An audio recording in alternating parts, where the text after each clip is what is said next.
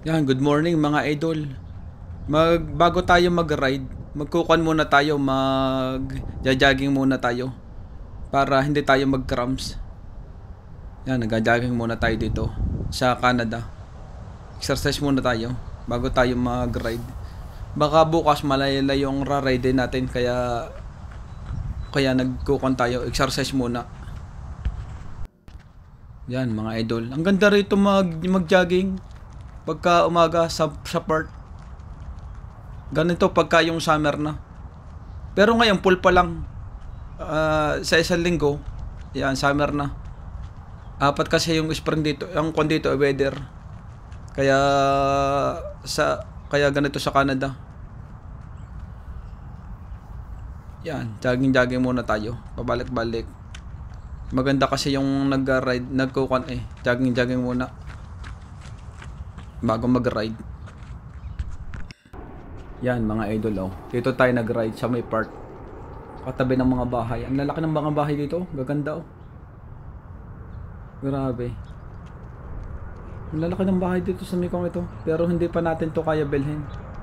Wala pa naman tayong perang gayong kalaki. Yan. Pagka ganitong weekdays na ganito, makakuan dito. Wala dito nagkukuan dito. Mga nagsasakyan. Yan mga idol. Nakikita ninyo ang tulay dito sa Canada. Yan oh. Magaling dito. Ginagawang pagka yung mga daan na ginagawa nila. Ang gaganda ng mga daan dito sa Canada. Nagagawa na ganda nila ng paraan. Kaya malaking budget dito eh. Hindi katulad sa Pilipinas na hindi katulad na dadaan ka pa doon sa baba, lulusok ka pa, aahon. Dito hindi oh. Ginagawa nila ng Yan mga idol. Makikibata muna tayo. Magduyan-duyan muna tayo. Sa Pilipinas, magagawa ka pa ng duyan. Dito, habang may mga bahay na dito, may mga palaroon pa ng mga bata. Bawat mga bahay dito. Yan, dito sa gitna. Lahat ng bahay, pwede ka na magkukuan dyan. Ang gaganda pa mag-picnic. Duyan-duyan muna tayo. Baka bukas maka-ride tayo ng malayo-layo. Hindi ka nagagawa. Kaya maganda tayo para practice muna. No? Sarap maglaro. Magduyan-duyan. Enjoy lang muna. Kasi wala pa ngayong pasok. Kasi nagsarado yung pinag-overtime ko ngayon, yung pang umaga. Pero panggabi, maroon pang panggabi. Yan, kaya enjoy lang muna.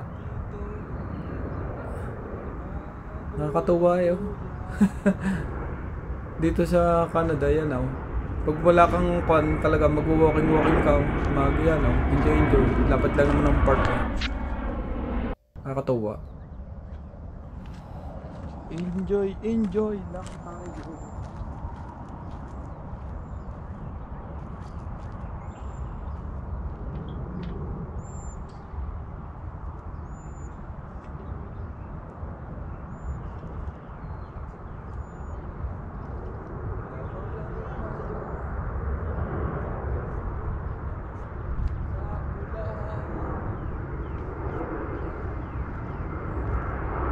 Laro tayo.